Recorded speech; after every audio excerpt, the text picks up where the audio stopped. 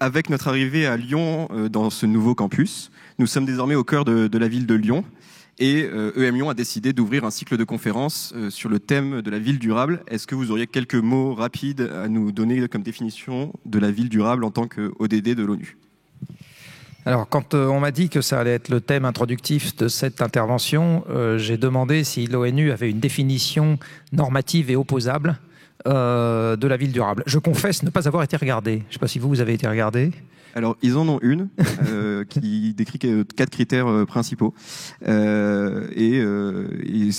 Chaque ODD, oui, effectivement, a sa propre définition. Alors, ce que je sais, c'est que dans la majeure partie des objectifs du développement durable, en général, ils sont définis en une phrase.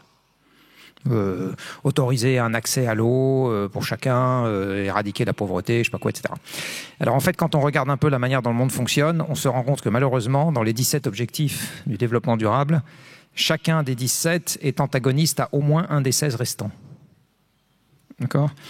Par exemple, éradiquer la pauvreté, en général, ça se conçoit comme les gens qui n'ont pas beaucoup vont gagner autant que les gens qui ont plus. Donc, c'est fatalement augmenter la production globale de l'humanité, puisque c'est une affaire économique, cette histoire. Donc, c'est fatalement augmenter les pressions de toute nature. Et par exemple, dégrader l'eau ou augmenter les rejets de gaz à effet de serre, toutes choses égales par ailleurs. Quand vous regardez épurer l'eau, ça peut demander d'utiliser plus d'énergie. Par exemple, en ce moment, accéder à l'eau en Espagne, ça demande de dessaler de l'eau et ça augmente la consommation d'énergie et ça augmente les rejets de saumure dans la mer, etc. Donc en fait, vous vous rendez compte que, et ça c'est un peu la physique qui veut ça, que les 17 objectifs du développement durable, il n'y aurait qu'une seule manière en fait de les satisfaire. Donc asseyez-vous bien, tous ensemble en même temps, c'est que la population diminue. Voilà, ça marche, parce que du coup, on peut à la fois diminuer la pression globale et mieux répartir au sein de ce qui reste. Ça pose pas de problème. Je ne dis pas que j'ai une solution pour ça, mais je dis que, en fait, quand vous regardez physiquement la manière dont les choses se passent, c'est à peu près la seule trajectoire qui permettrait de respecter en même temps les 17 objectifs.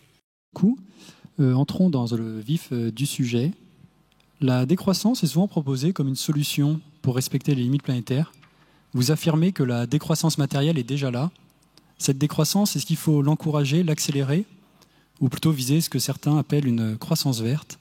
Et est-ce que vous pourriez commencer par définir ce qu'est la décroissance ? Alors je vais commencer par vous expliquer pourquoi il n'y aura pas de croissance verte. Parce que ça va un peu cadrer la discussion. La croissance aujourd'hui, on l'entend comme étant la croissance économique. Et la croissance économique, alors je ne sais pas si vous êtes déjà, au moment de cette rentrée, familier avec les notions d'inflation. Je ne sais pas si vous êtes familier avec les notions d'inflation. D'accord, vous savez. Donc, la croissance, si on calcule correctement l'inflation, mais c'est une gageure dans notre pays dans lequel vous avez quasiment 1 milliard d'objets différents disponibles à la vente pour le consommateur final. Donc, en fait, on ne calcule pas correctement l'inflation. C'est devenu impossible, matériellement. On calcule une approximation, mais l'inflation exacte, on ne peut pas la calculer. Eh bien, si on tient compte de l'inflation, la croissance économique va normalement de pair avec ce qu'on appelle la croissance en volume, c'est-à-dire une augmentation chaque année de la quantité de chaussures produites, de voitures produites, de tables et de chaises produites et d'heures de médecins qui vous consultent. D'accord, ou d'heures d'enseignement, enfin, c'est des notions physiques derrière. On va trouver des mètres carrés, des tonnes, des heures, des trucs physiques. Il se trouve que produire tout ça, c'est transformer des ressources naturelles. Produire vos vêtements, les miens, produire ce canapé, cette table, ce verre, produire le bâtiment dans lequel nous sommes, produire le vélo qui m'a amené, produire le train dans lequel je suis venu, etc. Tout ça, c'est des transformations de ressources naturelles. La physique vous dit que dès lors que vous transformez, ou plus exactement, dès lors que vous transformez quelque chose de peu organisé en quelque chose de plus organisé, parce que pour faire cette table, on a pris quelque chose qui était un tronc à l'état brut, et puis on en a fait quelque chose de plus élaboré, de plus sophistiqué, un objet qui a une forme particulière. Pour prendre ce verre, on a pris du sable et du carbonate de calcium, qui sont des ressources dans lesquelles c'est compliqué de mettre de l'eau pour la boire, et on en a fait un objet plus élaboré. Donc quand on fait de la production, en fait, ce qu'on fait, c'est qu'on prend des ressources naturelles et on les organise d'une manière qui est plus sophistiquée que leur état brut. Rendre les choses plus sophistiquées, plus organisées, en physique, ça porte un nom, ça s'appelle baisser l'entropie. On rend les choses plus organisées.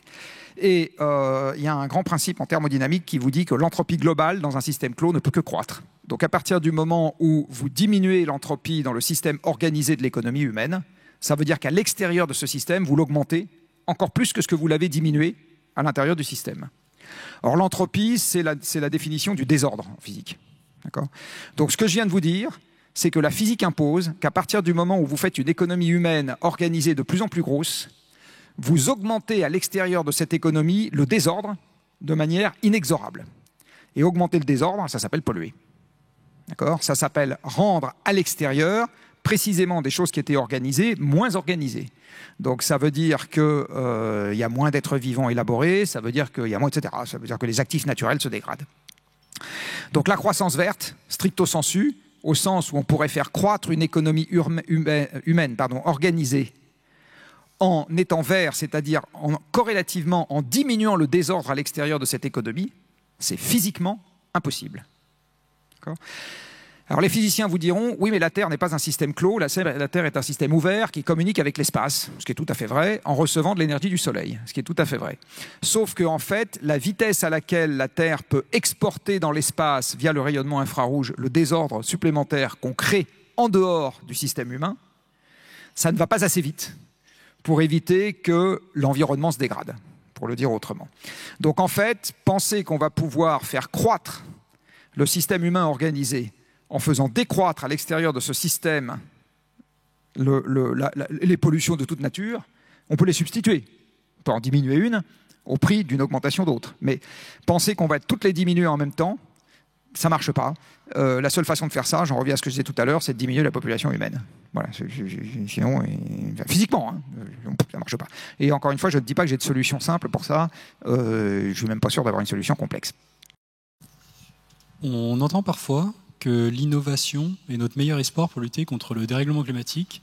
Est-ce que vous partagez cet optimisme ? Alors, ce n'est pas un optimisme, c'est une réalité. L'innovation, c'est faire les choses différemment.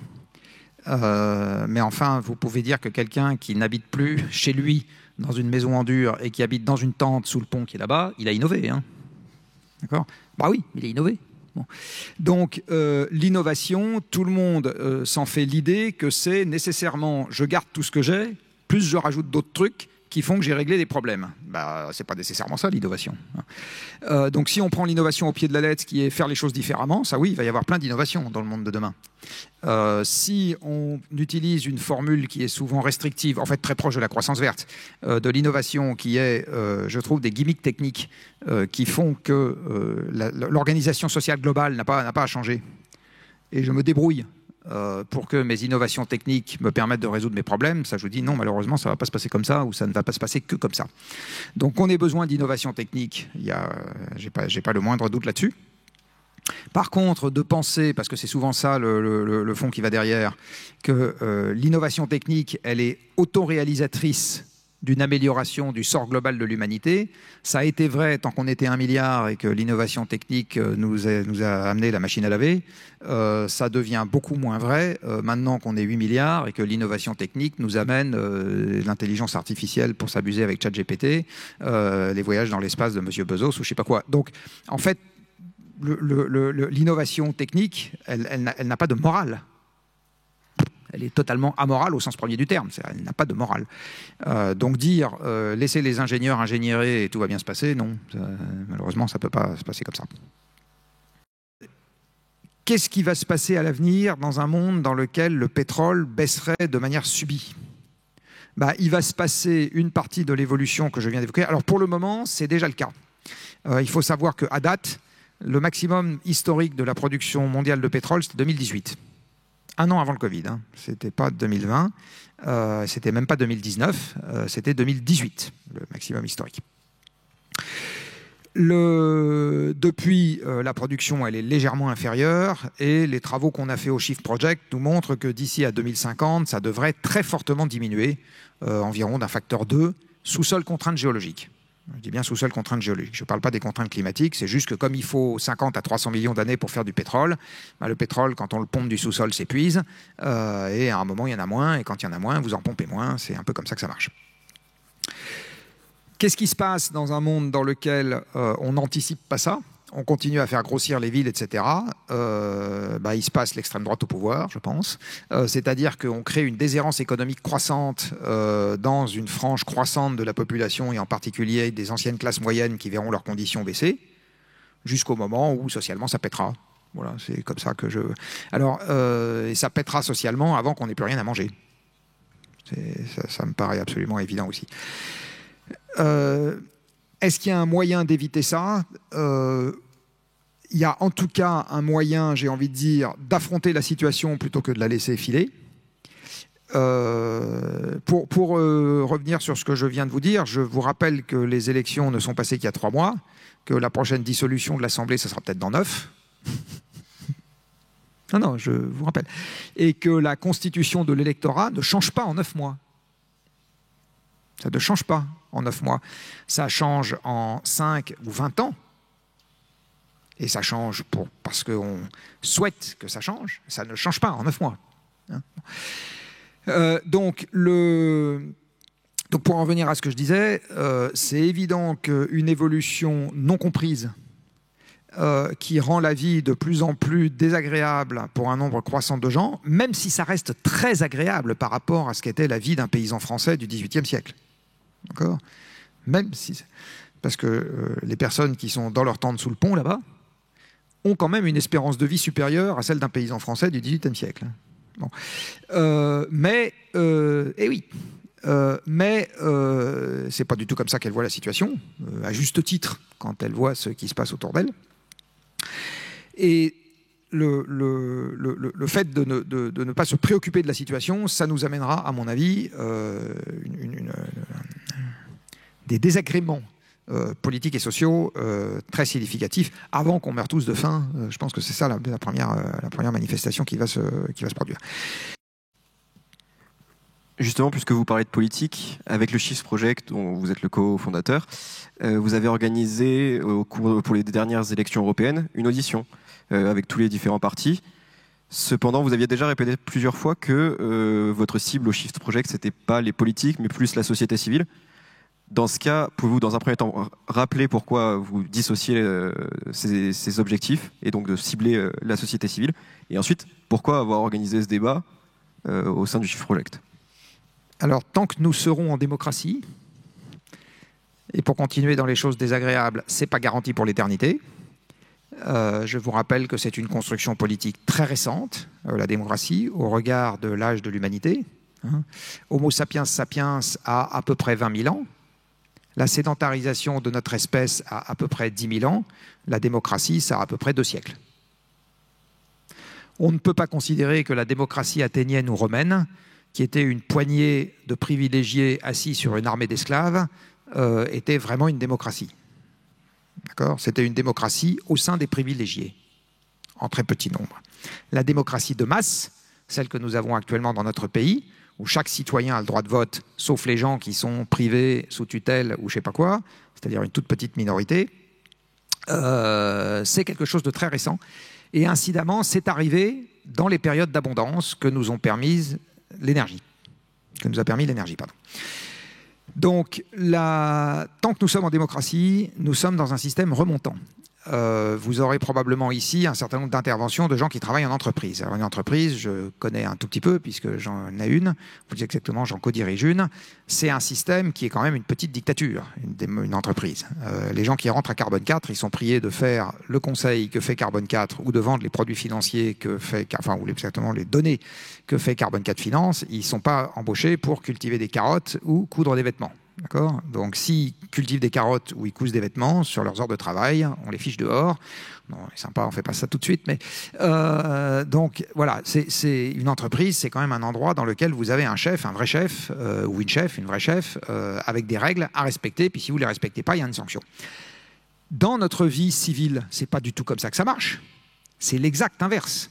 C'est-à-dire que Macron, il est certes notre chef, mais il est encore plus notre obligé. C'est-à-dire qu'au moment où il y a ce concours de beauté qui s'appelle l'élection, les candidats vous demandent ce dont vous avez envie en vous disant « on va faire ça ». Du reste, l'archétype de cette méthode, c'était Ségolène Royal qui avait fait son site « La Désir d'avenir » où en gros elle avait dit aux gens « faites-moi mon programme ». C'est à peu près ça, dites-moi ce que vous voulez, puis c'est ça que je vais vous promettre. Et les promesses électorales ne sont pas du tout faites en fonction, ne sont pas uniquement faites ou partiellement faites en fonction du réalisme physique, elles sont faites d'abord en fonction des désirs de l'électorat. Ce qui veut dire qu'en démocratie, ma conviction, c'est que ce qui est important, c'est de convaincre l'électorat. C'est pour ça que le Shift Project, il a été créé pour parler à l'électorat. Alors, comme on ne peut pas parler à tout le monde dans l'électorat, c'est juste pas possible, parce qu'en France, il y a 40 millions d'électeurs, pas assez nombreux pour parler à tout le monde dans l'électorat. On a décidé de se concentrer sur une fraction de l'électorat qui elle-même a la capacité d'entraîner une autre partie de l'électorat, qui est ce qu'on appelle les corps intermédiaires ou les décideurs des corps intermédiaires. Donc le public qu'on s'est choisi au Shift Project, c'est les gens qui, dans la société civile, ont une importance ou une audience propre.